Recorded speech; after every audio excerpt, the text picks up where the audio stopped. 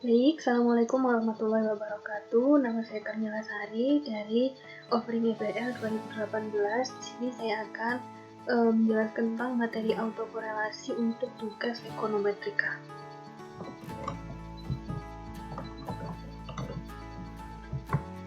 Baik, yang pertama di sini saya akan menyampaikan pengertian autokorelasi, jenis autokorelasi, dampak autokorelasi terhadap model, kemudian cara mendeteksi autokorelasi dan cara mengatasinya.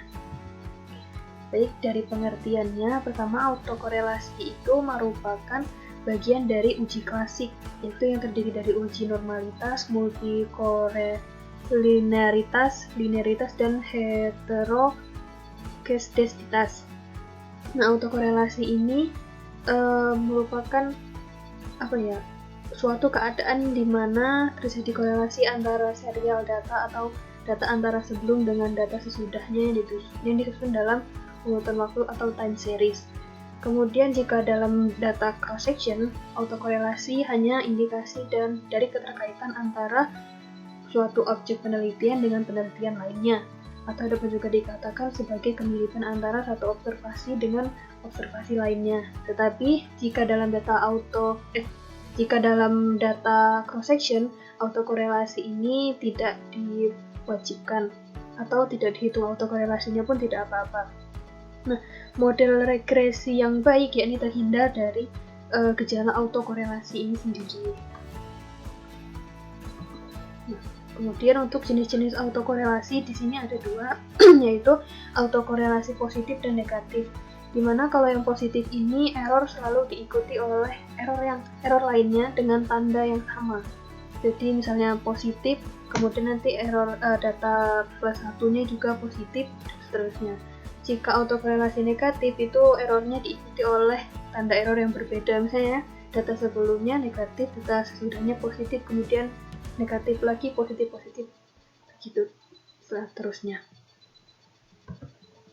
Nah, inilah merupakan gambaran dari ilustrasi regresi. Kemudian untuk autokorelasi itu dia merupakan titik-titik dari data ini.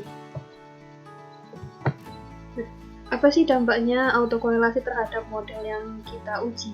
Nah, autokorelasi merupakan syarat utama model regresi agar tidak terkena error terms atau pelanggaran atas asumsi model OLS atau ordinary least square yang biasanya kita gunakan pada pengujian regresi linear berganda.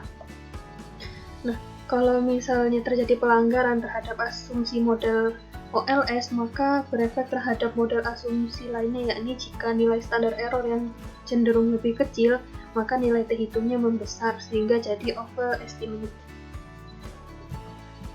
Nah, cara mendeteksi autokorelasi ini dapat dilakukan dengan beberapa cara, yaitu uji Durbin-Watson, kemudian Lagrange multiplier atau LM test, kemudian Bruce-Godfrey, the Angel Arch test, dan uji Run test. Nah, untuk yang pada umumnya autokorelasi dihitung dengan Durbin-Watson melalui aplikasi SPSS. Kemudian kalau di aplikasi eViews itu biasanya uji Bruce-Godfrey yang ini. Kemudian dasar-dasar pengambilan keputusan setelah melakukan uji Durbin-Watson yaitu semisal jika D lebih kecil dari DL atau lebih besar dari DL, maka hipotesis 0 atau H-nya ditolak, berarti terdapat autokorelasi dalam model tersebut.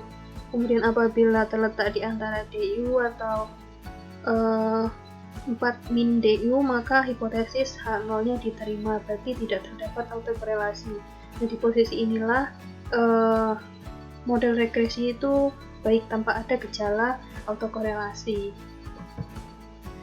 Kemudian bagaimana cara mengatasi jika model kita terdapat autokorelasi, yaitu menggunakan model GLS atau Generalized Linear Square, adalah model dengan selisih antara data periode T atau saat ini dikurangi dengan periode T-1 atau sebelumnya yang dikalikan dengan nilai rho.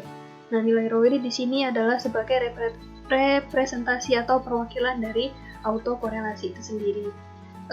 Prinsip model GLS ini dia menghilangkan efek korelasi pada data time series dengan cara mentransformasi model OLS menjadi GLS yang sebelumnya kita menggunakan ordinary least square menjadi generalized linear square.